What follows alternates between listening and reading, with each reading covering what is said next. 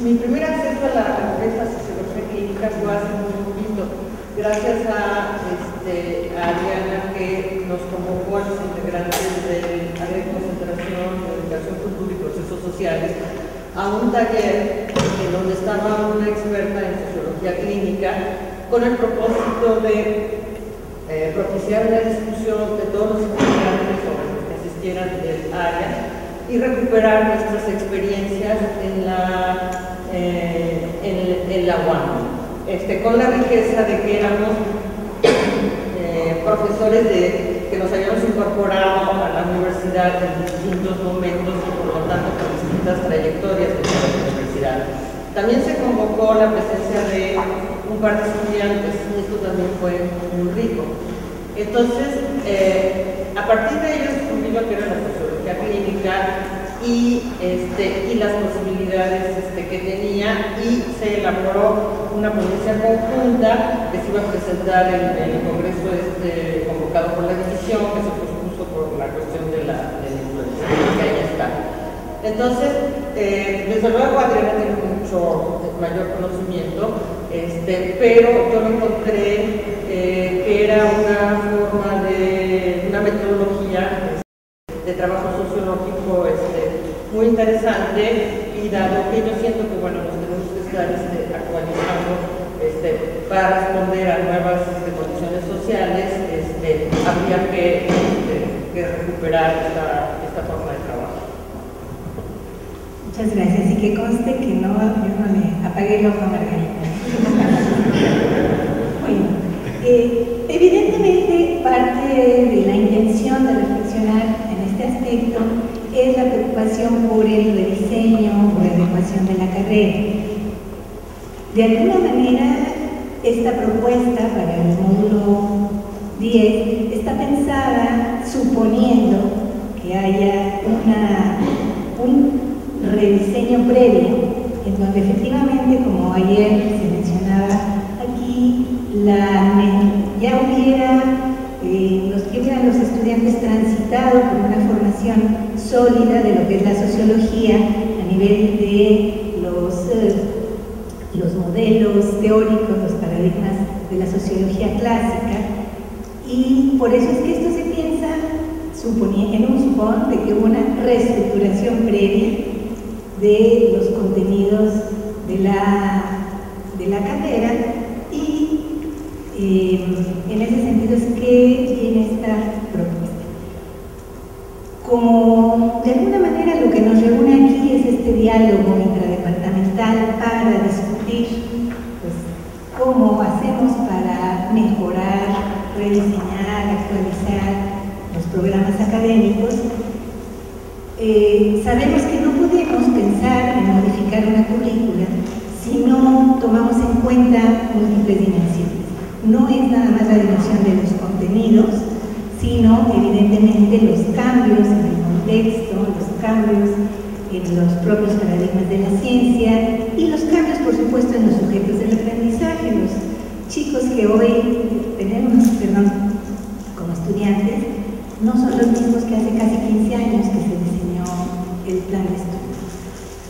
Entonces, estas dimensiones me parece que no las vamos a profundizar aquí, porque de alguna manera algunos de estos elementos fueron abordados ayer brillantemente, la cuestión de la globalización, de los contextos, pero sí retomar como ejes de la discusión estas preguntas que para todo diseño curricular tenemos que mantener como que no nos pierdan.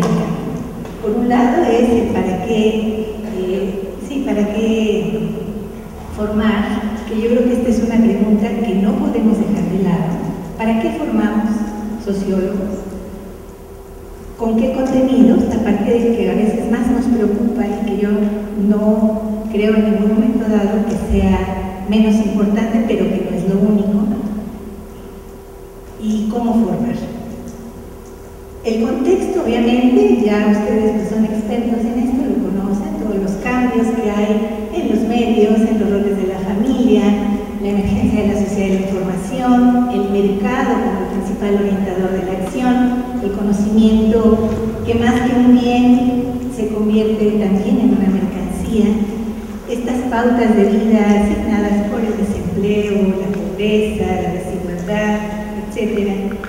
Y también, algo que creo que no se nos debe de olvidar, que es algo que orienta esta pequeña exposición, es las transformaciones paradigmáticas en las ciencias. Por otra parte, los jóvenes también nos enfrentamos con estudiantes que hoy tienen nuevos modos de conocer, de producir conocimiento, de comunicarse, con otras maneras, otros lenguajes, en fin. Yo nada más quería agregar que, si bien es cierto que los jóvenes, los estudiantes tienen una fascinación por lo que es la cultura tecnológica y la manejan muy bien, pero lo que yo me estoy encontrando en el trabajo de campo que estoy haciendo sobre prácticas de lectura en 3 instituciones educativas, los alumnos le siguen dando todavía una importancia y a veces es una preponderancia a lo que es los textos impresos y al papel del libro. O sea, el libro sigue siendo para ellos un instrumento importante que ellos respetan y que a veces sienten que hay una lejanía, pero que no lo descartan de sus vidas. Hay alumnos muy interconectados, pero también hay los otros alumnos que, a pesar de ser muy chavos, son alumnos que valoran lo que es la cultura de la lectoescritura. Y además, como tendencia, pues cada día va adquiriendo una mayor importancia también el uso de otros medios. Bueno, esta idea de analizar los contenidos curriculares, sabemos que el currículum, bueno, es un proyecto, pero también es una praxis y tiene que orientarse hacia el futuro, a la formación de los futuros sociólogos. Entonces, nos parece interesante pensar en una propuesta que sea articuladora, en esta idea de cómo articular la manera de pensar lo social con los clásicos, con todas las herramientas teóricas, históricas, metodológicas, pero también que, aparte de que sociologicen, como decían por ahí en alguna de las preguntas y que se ha comentado, que tengan una apertura importante a los nuevos paradigmas, a los paradigmas denominados hoy multidimensionales, complejos, etc. Esto, en el para qué formar, el hecho de subrayar la importancia valórica, ética de lo multidiverso, a través de los contenidos y de las herramientas con las que formamos, para poder contribuir de alguna manera a una convivencia respetuosa y armónica. Bastante buena falta nos hacen todos los niveles. Por eso es que pensamos en la necesidad de una idea directriz, digamos, que busque reunir lo diferente, todo lo complejo, lo contradictorio que puede ser el mundo de lo social, pero desde posibles coherencias de los objetos de estudios sociológicos.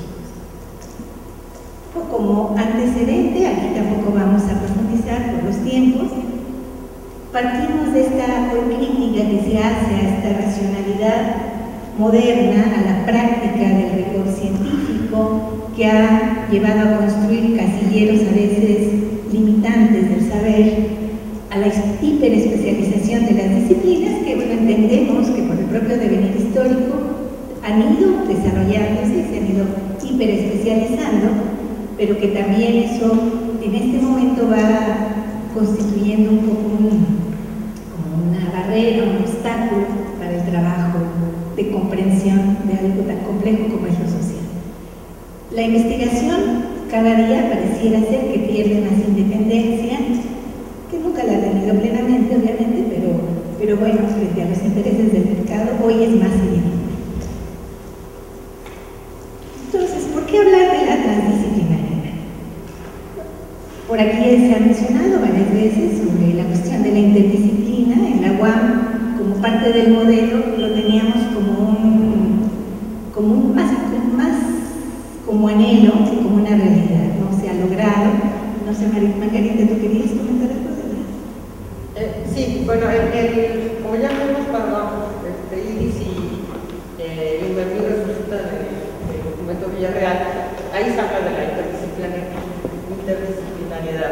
pero era un poco la idea de que se sumara la mirada del politólogo, la mirada del antropólogo, la mirada del comunicólogo. La idea de la transdisciplinaridad es romper las fronteras que arbitrariamente se han marcado entre lo que son las ciencias sociales y que responden a unos intereses que en este momento valdría la pena dejar de lado.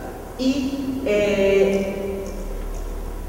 si nosotros nos damos cuenta, antropólogos, comunicólogos, sociólogos, científicos políticos, nuestros objetos de estudio coinciden, son los mismos objetos de estudio, son las mismas aproximaciones metodológicas. Entonces, la idea es romper porque esta es una aproximación antropológica, esta es una aproximación desde las ciencias de la comunicación, sino trabajar con esto que últimamente también se ha llamado la hibridación de las ciencias o la amalgama de las ciencias sociales y recuperar lo que a mí me sirve de otras ciencias sociales para una aproximación más cabal a nuestro objeto de estudio, que como ya señaló Adriana, es un objeto de estudio muy complejo y que por lo tanto tiene que abordarse desde perspectivas que retomen todas estas posibilidades y todas estas complejidades de los objetos de estudio que nos abocamos. Sí, algunos autores señalan que es en esta reunión de la UNESCO en 94 en donde convergen ciertas discusiones para hablar más formalmente del término transdisciplina, que por supuesto es previo, ¿no? Desde el MIT con Norbert Wiener, la teoría de la cibernética, después la escuela de Palo Alto, Bardari, Bateson, Goffman, etc. Encontramos, sin que la sociología clínica lo digan, y los teóricos de la sociología clínica lo digan explícitamente, un acercamiento muy importante entre las propuestas de la sociología clínica con el concepto de transdisciplina. Hablar de la transdisciplina en términos abstractos y llevarla a un plan de estudios es complejo. Por eso es que pensamos a través de un enfoque metodológico y evidentemente teórico sociológico que puede incorporarse no en la idea de más y más contenidos como sumando y sumando todas las novedades, sino en una idea crítica que implique una transformación también de la propia praxis, de la enseñanza, del aprendizaje y sobre todo pensando mucho, opinando mucho en los sujetos del aprendizaje. O sea, esta mirada de la sociología clínica, la transdisciplina, ¿para qué carambas les sirve? ¿Cómo les ayuda en ser mejores sociólogos, más sensibles? Bueno, entonces, la transdisciplina, como afirmaciones que por el tiempo no se pueden abordar mucho, dice, no es lo contrario a las disciplinas, sino complementaria a ellas. Desborda las disciplinas sacándola de estos nichos, a veces como feudos, ¿no? Implica un movimiento de descentramiento disciplinar, de apertura, y pretende establecer relaciones cada vez más densas entre las ciencias, con las artes, con la literatura, con la experiencia común, con la intuición, con la imaginación. Trata de abrir un campo teórico como un espacio unificado, más no homogéneo, sino opuesto a la idea de una asociación solo como sumatoria de disciplinas, un poco como lo hace la multidisciplina, sino en la intención de crear un nuevo conocimiento. La sociología clínica ofrece un enfoque cualitativo, que no excluye tampoco necesariamente lo cuantitativo, y reconoce la necesidad de la multireferencialidad para construir marcos conceptuales que se enriquecen de diversas teorías epistemológicamente afines, evidentemente.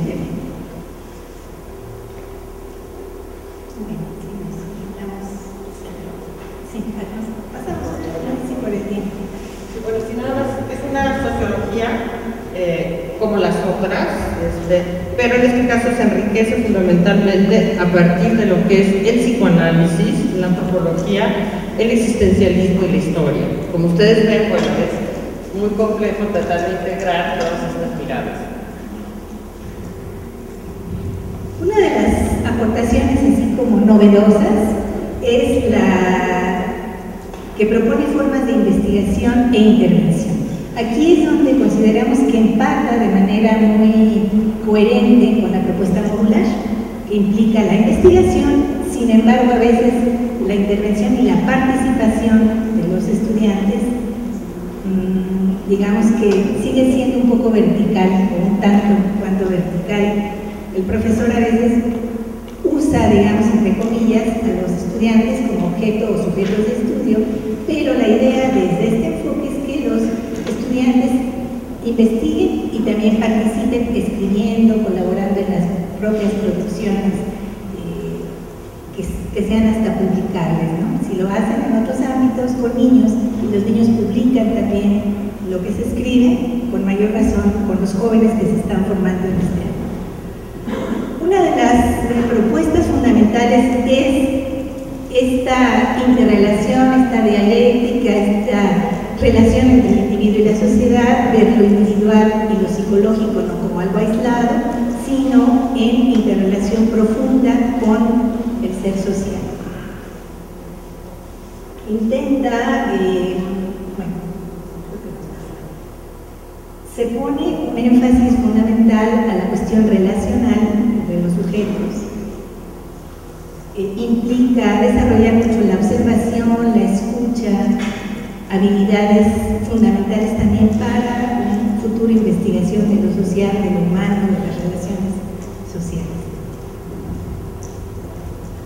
Sí, lo que hace la sociología clínica es retomar los planteamientos de la psicología clínica, que es escuchar al otro. Entonces es ese acompañamiento donde a través de la recuperación de lo que ha sido la historia, podemos conocer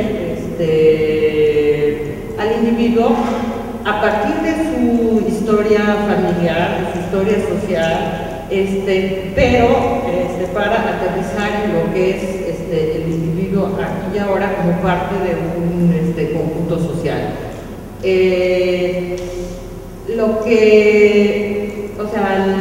Aquí es donde se hace esta combinación entre lo social y lo psicológico, donde no se ven como partes separadas y donde lo único es que se considera que lo social antecede a lo psicológico. Pero se complementan estas dos perspectivas. Y esta perspectiva desde la idea de que el investigador, junto con los sujetos sociales que está investigando, se pueden convertir en coautores de lo que es la propia investigación a través de la recuperación de lo que son las experiencias de vida, las vivencias de los propios investigados, pero en el afán de incidir después en la praxis, de incidir en lo mismo que se hace en la psicología clínica, sino acabar con los padecimientos, con los malestares, pero sí hacer ciertas mejoras, prosperar en lo que son las condiciones sociales de los sujetos con los que se está trabajando. Sí, en este sentido es no solo pensar lo social, sino pensarse desde lo social. Y en el diálogo, en la mirada, en la reflexión, en el compartir, digamos que también una de las búsquedas de esta sociología clínica por estar junto a, como es el nombre, ¿no? Junto a la cama del enfermo, no porque vayamos a sanar, sino en el sentido de acompañar estos procesos de subjetivación que pues siempre se dan en ambos sentidos. Quienes más crecemos somos los profesores cuando escuchamos, cuando interactuamos con los estudiantes, pero también verlo como este proceso de ida y vuelta, ¿no? En esta idea de la complejidad, como los bucles recursivos, donde nos construimos permanentemente como actores, y en la medida en que podamos, si nos vamos hasta la última, desplegar la capacidad de análisis, comprender los elementos que nos constituyen como sujetos históricos, entonces podremos hablar de que hemos develado nuestra propia función de historicidad, es decir, de tener una incidencia a algún nivel en lo que hacemos, en cómo miramos, cómo nos miramos y cómo miramos sobre todo a los otros, porque de repente esta sensibilidad, ¿cómo formamos la sensibilidad en los que trabajan con lo social? Pues empezando por escucharnos, porque escriban, por ir buscando relaciones más horizontales de trabajo con los jóvenes. Yo creo que hasta ahí ya.